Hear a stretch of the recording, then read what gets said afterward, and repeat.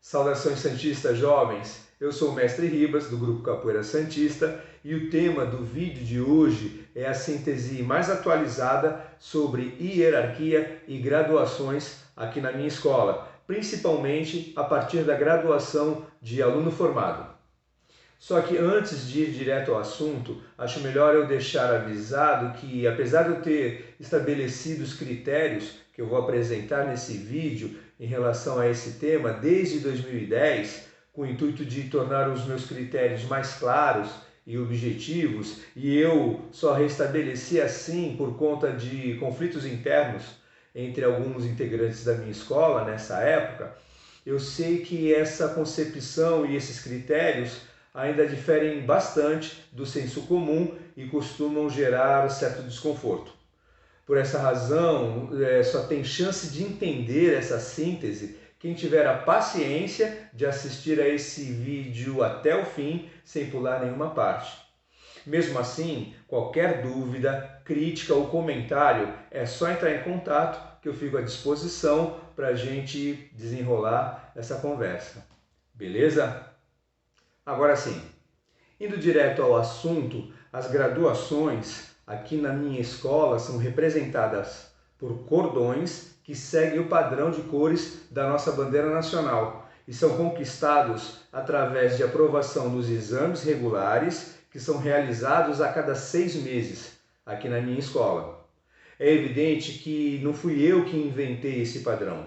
Por exemplo, quando eu comecei a prática da capoeira na Associação de Capoeira Movimentos do meu mestre Fábio Parada, já era esse padrão. Mas eu fiz questão de preservar assim, principalmente a partir de 1999, quando eu reestruturei a minha escola e a denominei de Capoeira Santista, porque nessa época, a reboque do que eu já vinha denunciando ser uma má influência e uma tentativa de alguns mestres de outros estilos em relativizar a capoeira da nossa região, eu também percebia, através de algumas cantigas, de algumas narrativas, uma tendência em quererem africanizar a capoeira de forma muito exagerada, como se isso agregasse mais autenticidade ou mais valor tradicional à capoeira. Daí eu considerei importante preservar o verde, amarelo, azul e branco, tanto nas cores das graduações da minha escola, quanto no meu logotipo, por acreditar que dessa forma eu faria o meu contraponto e deixaria patente, mesmo que de forma bem simbólica, a brasilidade na nossa capoeira, principalmente na forma como eu aprendi e ensino. Bom, nesse sentido, desde então, os cordões e a nossa hierarquia obedecem à seguinte sequência. O primeiro cordão é o cordão verde, com o qual o aluno é considerado iniciante. Depois vem o cordão amarelo e depois do cordão amarelo vem o cordão azul, com os quais os alunos são considerados intermediários. Até aí, dependendo do desempenho do aluno, é possível participar dos exames a cada 6 meses. Depois dessa fase, as cores começam a se entrelaçar nas graduações. Então vem o cordão verde-amarelo e depois do cordão verde-amarelo vem o cordão verde-azul, com os quais os alunos são considerados graduados. Depois do cordão verde-azul vem o cordão amarelo e azul, com o qual o aluno é considerado aluno formado. É aluno formado porque depois daí a conquista dos demais títulos que são possíveis aqui na minha escola, bem como os seus respectivos cordões que os representam, não depende mais de aprovação em exame regular, e sim depende do aluno formado corresponder de fato ao que esses títulos representam aqui na minha escola.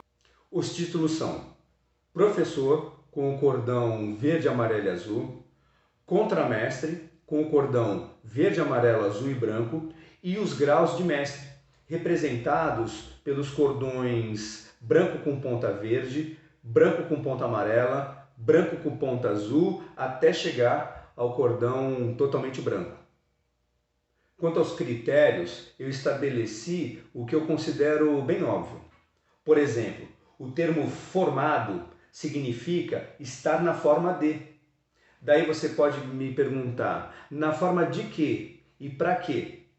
está na forma do aluno ideal, do aluno completo, do aluno que melhor representa a nossa escola na sua geração.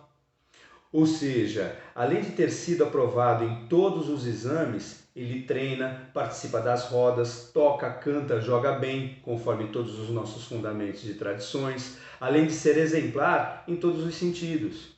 E para quê? Para que as novas gerações da nossa escola tenham em quem se espelhar de forma mais imediata e mais acessível. Por exemplo, a presença e o comportamento de um aluno formado nas aulas, nas rodas e nos eventos em que nossa escola participa, por si só, já deve ser o suficiente para colaborar de maneira positiva com a formação principalmente daqueles alunos que também querem se formar. Já a conquista do título de professor é possível quando um aluno formado decide dar aula de maneira formal, a ponto de preparar os seus próprios alunos para serem batizados. Vale a pena registrar, inclusive, que ser professor, nesse caso, é a chance que esse aluno formado tem de formar a sua própria escola, com seu próprio nome, baseado nas suas próprias convicções, caso ele ache necessário. Já o título de contramestre é dado a um aluno formado ou a um professor que conquista a minha confiança a ponto de se tornar o meu substituto natural e imediato nas minhas eventuais ausências. E isso acontece quando o nível de conhecimento e identificação que esse formado ou professor tem comigo e com a minha maneira de ser e ensinar capoeira é tamanha que ele passa a agir naturalmente como ele sabe que eu agiria em toda e qualquer situação aqui na minha escola. É por essa razão que o contramestre é o único capaz de substituir o mestre de forma adequada durante uma eventual ausência do mestre. Ou seja, o contramestre é o discípulo de fato. O reconhecimento do primeiro grau de mestre é possível em duas situações que eu vou compartilhar de forma bem básica. Uma é quando o professor atua a tempo suficiente para ter os seus próprios formados. E a outra é quando o contramestre atua ao meu lado a tempo suficiente para colaborar presencialmente com a formação de novas gerações na minha escola. E os demais graus de mestre acontecem para o mestre de primeiro grau que está atuando à medida que surgem mais professores e contramestres correspondendo aos critérios para o primeiro grau de mestre. O que acaba sendo curioso nesse sentido e que subverte o senso comum é que, para mim, na minha escola, não precisa ser ou ter sido professor para ser meu contramestre. Assim como não precisa ser ou ter sido meu contramestre para eu reconhecer um professor como mestre. Até porque o que quase ninguém atenta nessas horas é que o título de formado e contramestre é sempre em relação ao mestre que o formou. E o título de professor e mestre é sempre em relação aos alunos e aos discípulos desse professor ou mestre. Eu digo isso porque você jamais vai ouvir, por exemplo, alguém que faz aula com um formado dizer assim: meu formado é o fulano de tal. Você provavelmente vai ouvir essa pessoa dizer assim: o meu professor é o formado fulano de tal, ou até o meu mestre é o formado fulano de tal. A mesma coisa se essa pessoa faz aula com contramestre.